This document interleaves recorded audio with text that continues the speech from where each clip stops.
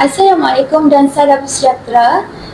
Yang dihormati barisan pensyarah serta siswa-siswi guru sekalian. Alhamdulillah, bersyukur kita kehadrat Ilahi kerana dengan limpah kurnianya kita dapat bersama-sama mengajukan forum kita pada hari ini yang bertajuk Nilai Pendidikan Tinggi dalam Era Ekonomi Semasa. Bersama saya Naudia Iyani binti Ismaili, insan biasa yang membawa bicara namun harapnya manis di hati anda. Hadirin sekalian, dalam dunia yang semakin mencabar ini, pendidikan tinggi sering menjadi perdebatan. Ada yang berpendapat bahawa pendidikan tinggi ini masih merupakan kunci kejayaan dan peningkatan taraf hidup. Namun, tidak kurang juga yang masih mempersoalkan nilainya apabila terdapat graduan yang masih penganggur serta menerima gaji yang rendah. Jadi persoalannya, adakah pendidikan tinggi ini masih relevan dan bernilai dalam keadaan ekonomi semasa? Jadi bagi membincangkan isu ini bersama kita pada hari ini, dua orang panel yang akan berkongsi pandangan dan perspektif yang berbeza.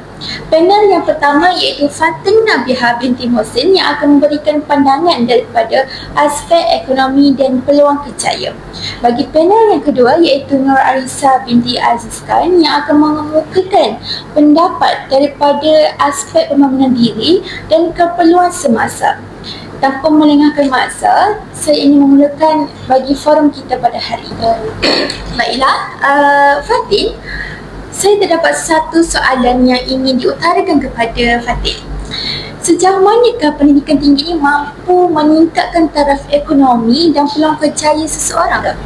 Terima kasih moderator atas soalan yang diberikan. Jadi, baiklah, pada pandangan saya, pendidikan tinggi ini masih mempunyai nilai yang sangat besar. Namun persoalannya di sini, sejauh manakah kelayakan akademik ini mampu benar-benar mengubah taraf ekonomi dan masa depan kerjaya seseorang. Jadi secara dasarnya, pendidikan tetap menjadi laluan utama dalam membuka peluang kerjaya yang lebih luas serta mampu mengubah taraf hidup masyarakat.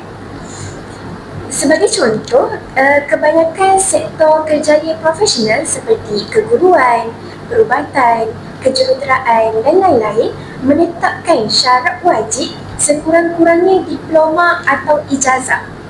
Jadi, individu yang mempunyai kelayakan yang lebih tinggi biasanya mempunyai unjuran kerjaya yang lebih jelas dan lebih luas lagi.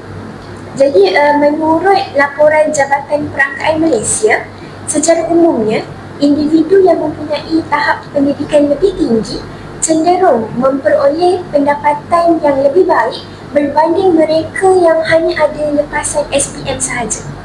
Namun begitu, kita tidak boleh menafikan bahawa wujudnya fenomena pada hari ini di mana sebahagian lepasan SPM memilih untuk terus bekerja berbanding menyambung pelajaran kerana mereka beranggapan pendapatan mereka setara dengan graduan lepasan pendidikan tinggi. Jadi, sebagaimana yang pernah dilaporkan oleh pihak media dalam berita harian, terdapat graduan yang menerima gaji permulaan sekitar 1,800 sehingga 2,500 sahaja.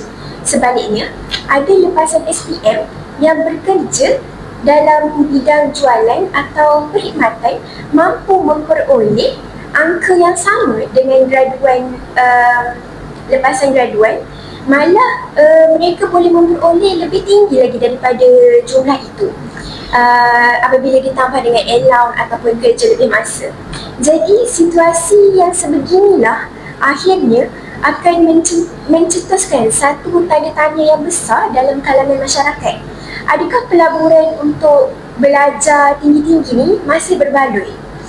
Bagi menjawab persoalan tersebut, pandangan saya mudah. Kita perlu melihat kepada kesan jangka masa yang panjang. Pekerjaan selepas SPM ini mungkin nampak memberi peluang yang lebih cepat. Namun, timbul pula persoalan lain. bagaimana dengan masa depan mereka? Adakah mereka mampu untuk meningkatkan pendapatan mereka tu? Jadi, di sinilah letaknya kepentingan pendidikan tinggi ini. Kerana pendidikan tinggi mampu menawarkan kestabilan kerjaya jangka masa panjang dan memacu mobiliti sosial. Jadi melalui jalan ini, anak-anak yang berlatarkan keluarga B40 mempunyai peluang yang lebih cerah untuk mengubah nasib keluarga apabila mereka berjaya mendapatkan pekerjaan yang lebih stabil hasil daripada pendidikan tinggi ini. Jadi, di samping itu, data daripada Kementerian Pendidikan Tinggi turut menunjukkan kadar kebolehpasaran graduan sentiasa meningkat.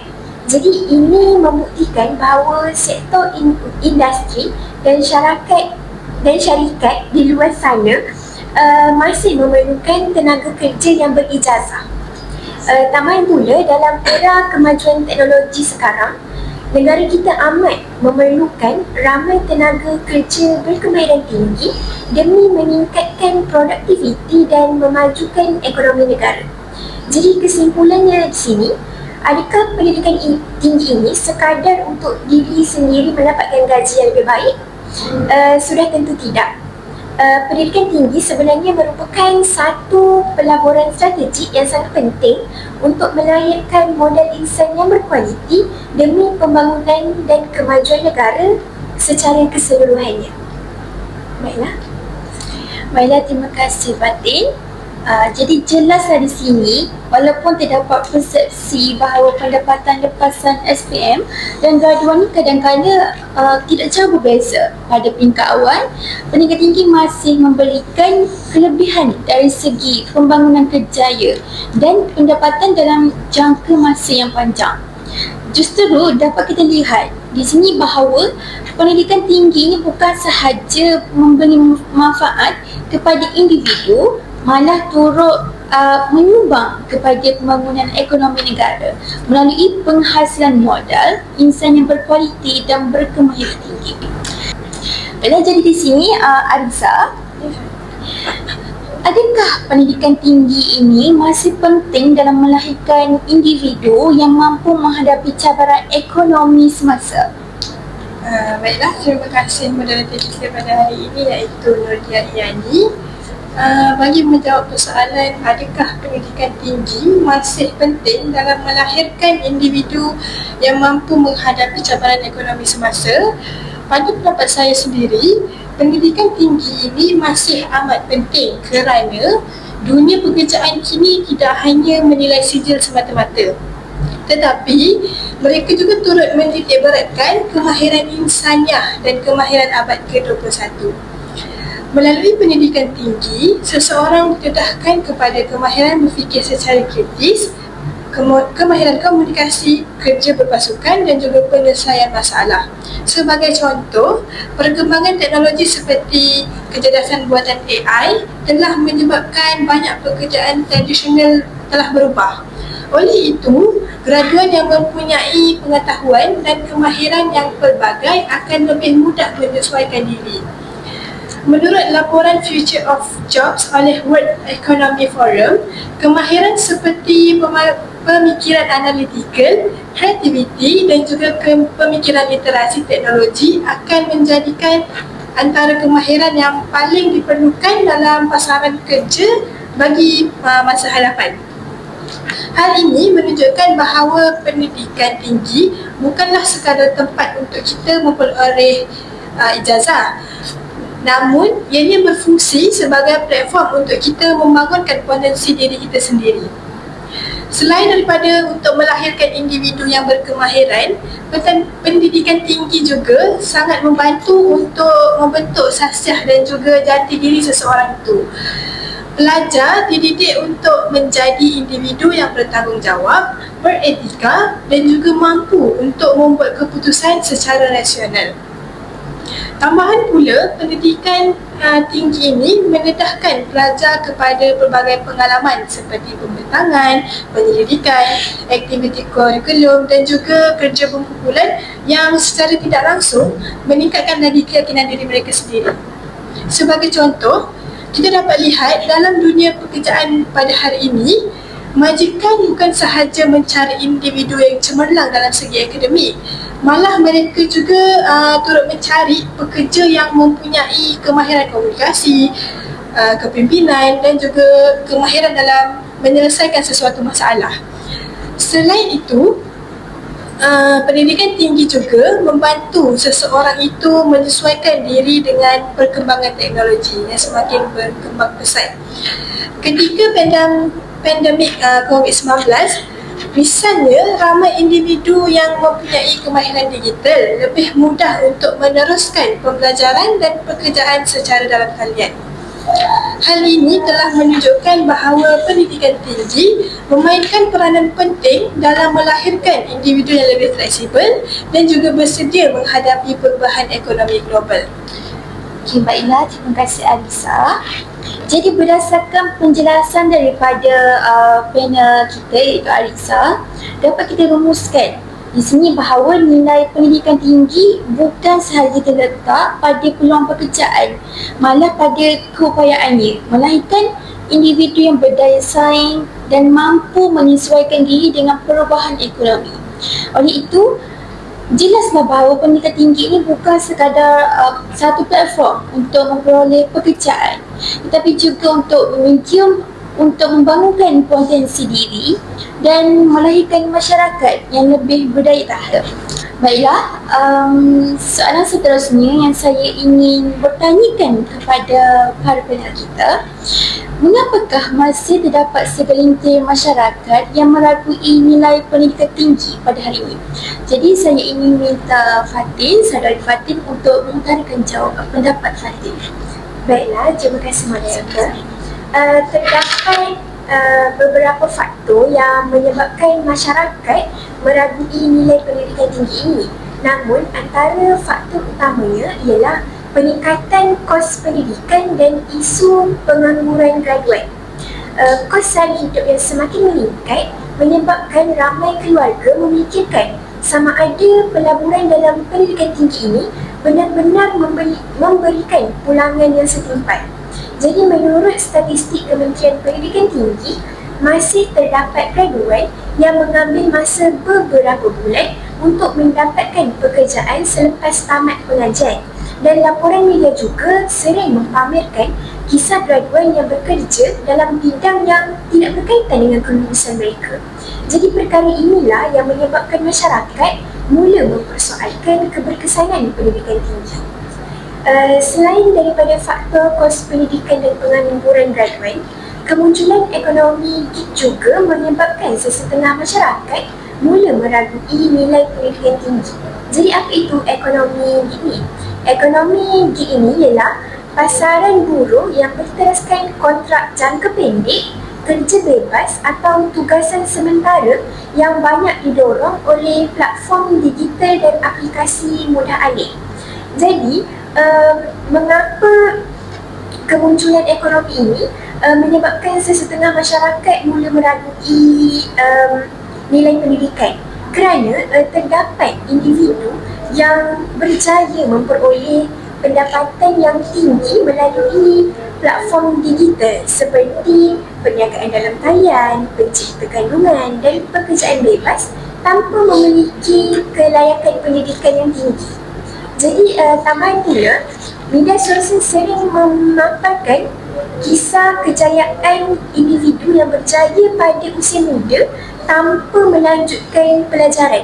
Contohnya macam dekat TikTok, banyak orang macam buat podcast yang cakap tak sanggup belajar pun ada duit.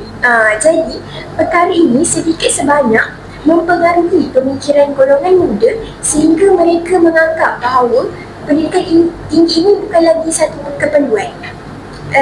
Jadi selain daripada itu, terdapat juga isu ketidakpadanan antara bidang pengajian dengan keperluan industri. Ada graduan yang terpaksa bekerja dalam bidang yang tidak berkaitan dengan kelulusan mereka kerana kekurangan peluang pekerjaan dalam bidang-bidang tertentu. Jadi situasi sebegini akhirnya menyebabkan masyarakat mempersoalkan sama ada pendidikan tinggi ini benar-benar mampu menjamin masa depan seseorang atau tidak. Namun demikian, kita perlu melihat isu ini secara menyeluruh, kerana kejayaan seseorang itu memang bergantung pada pendidikan, tetapi ia juga boleh dipengaruhi oleh perkara-perkara yang lain. Itu sahaja. Baiklah, terima kasih Saudari Fatin. Jadi daripada apa yang kita dengar daripada penjelasan Saudari Fatin sebentar tadi, kita dapat tahu bahawa isu kos pendidikan dan pengangguran graduan ini merupakan antara faktor yang menyebabkan masyarakat mula menilai semula kepentingan pendidikan tinggi itu pada masa kini. Jadi namun demikian, kita perlu melihat juga isu ini secara menyeluruh kerana kejayaan seseorang bukan hanya bergantung kepada pendidikan semata-mata, tetapi juga dipengaruhi oleh keadaan ekonomi, peluang pekerjaan dan kemahiran individu itu sendiri. Jadi soalan seterusnya yang ingin saya utarakan kepada Saudari Arissa. Baiklah, Arissa, bagaimanakah pendidikan tinggi ini boleh terus relevan dalam era ekonomi semasa? Baiklah, terima kasih moderator atas soalan yang diajukan. Sebenarnya terdapat pelbagai cara ataupun langkah untuk institusi pendidikan tinggi ini boleh terus relevan dalam era ekonomi semasa. Antaranya adalah institusi pendidikan tinggi ini perlu sentiasa menyesuaikan dalam kurikulum dengan keperluan industri. Sebagai contoh, terdapat banyak universiti kini mula menawarkan kursus berkaitan dengan kecerdasan buatan AI, analisis data dan juga teknologi digital kerana bidang ini semakin mendapat permintaan. Tambahan pula, program latihan industri dan kerjasama dengan syarikat juga perlu lebih diperkasakan supaya graduan-graduan ini dapat memperoleh pengalaman sebenar sebelum mereka memasuki ke alam pekerjaan. Hal ini amat penting kerana majikan kini bukan sahaja melihat melalui pencapaian akademik semata, tetapi mereka juga melihat dari sudut pengalaman dan juga kemahiran praktikal yang pernah dialami. Selain daripada menyesuaikan diri dalam kurikulum, institusi pendidikan tinggi juga perlu memperbanyakkan program yang berasaskan kemahiran dan juga pengalaman industri. Sebagai contoh, kita dapat lihat universiti boleh memperluaskan program latihan industri, pembelajaran berasaskan projek serta kerjasama dengan syarikat-syarikat besar bagi memastikan graduan ini lebih bersedia untuk memasuki alam pekerjaan.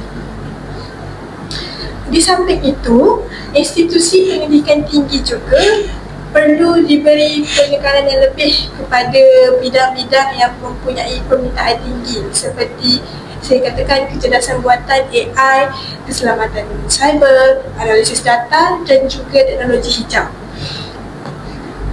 Bukan itu sahaja, penggunaan teknologi dalam proses pembelajaran juga perlu diperkasakan supaya pelajar dapat membiasakan diri dengan persekitaran pekerjaan yang semakin digital.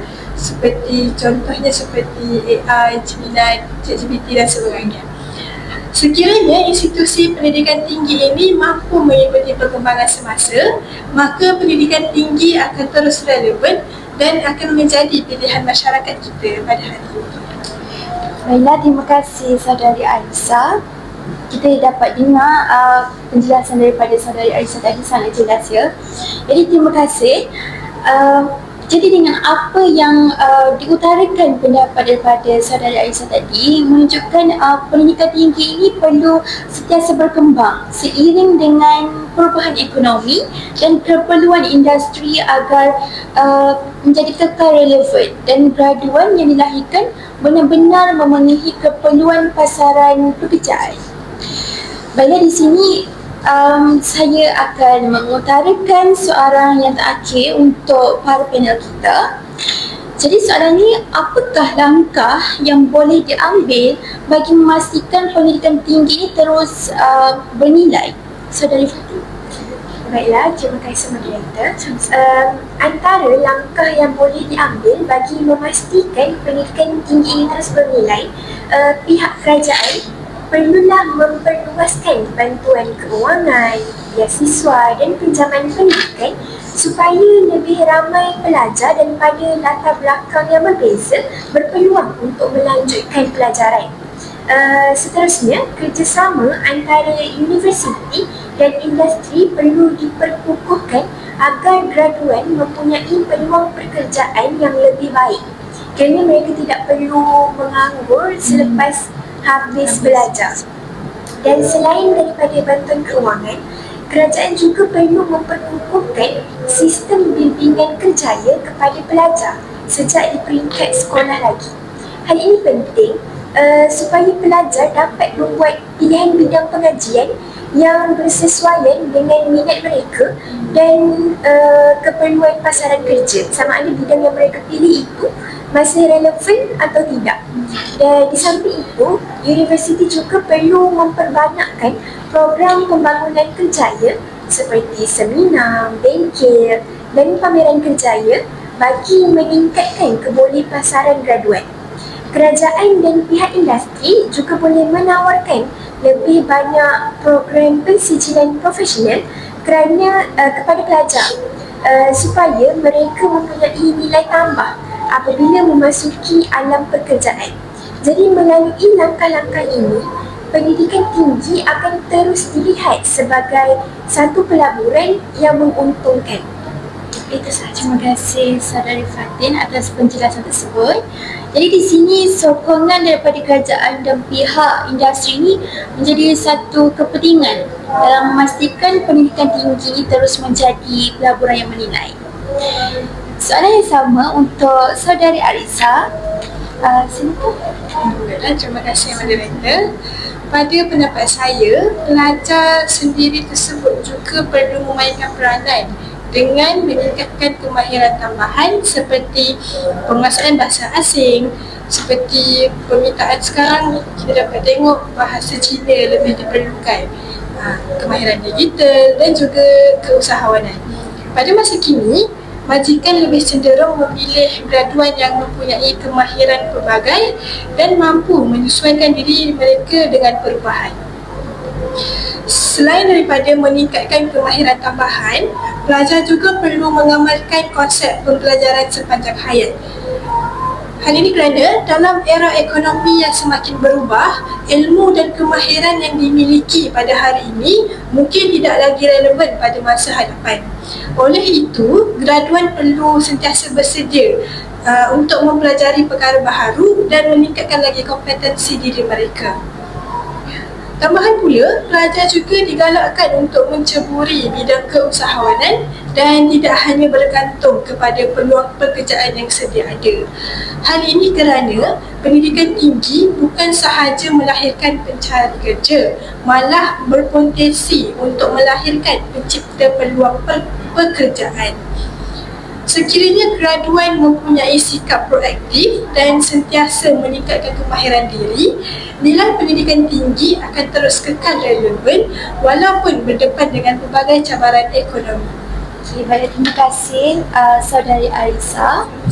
Jadi kesimpulan yang dapat kita simpulkan daripada pandangan atau penjelasan daripada dua-dua panel, nilai pendidikan tinggi ini bukan hanya terletak pada satu sijil sahaja atau ijazah yang diperoleh, tetapi bergantung kepada bagaimana individu memanfaatkan ilmu dan kemahiran yang dimiliki untuk menghadapi cabaran dunia semasa. Baiklah hadirin sekalian, berdasarkan daripada perbincangan yang telah berlangsung sebentar tadi, jelaslah menunjukkan bahawa pendidikan tinggi ini masih mempunyai nilai yang signifikan dalam era ekonomi semasa. Walaupun terdapat pelbagai cabaran seperti kos pendidikan, persaingan pekerjaan dan isu pengangguran graduan, pendidikan tinggi ini tetap memainkan peranan penting dalam membentuk modal insan yang berkualiti dan meningkatkan daya saing negara. Jadi kesimpulannya yang lebih jelas lagi di sini, pendidikan tinggi ini bukanlah satu jaminan mutlak kepada kejayaan, tetapi merupakan satu platform yang penting yang perlu kita sertai dengan kemahiran, sikap proaktif dan kesediaan untuk terus belajar. Dengan itu, berakhirlah forum kita pada hari ini. Saya mewakili semua panel mengucapkan ribuan terima kasih atas perhatian yang diberikan. Sekian, wabillahi taufiq wa hidayah. Wassalamualaikum warahmatullahi wabarakatuh.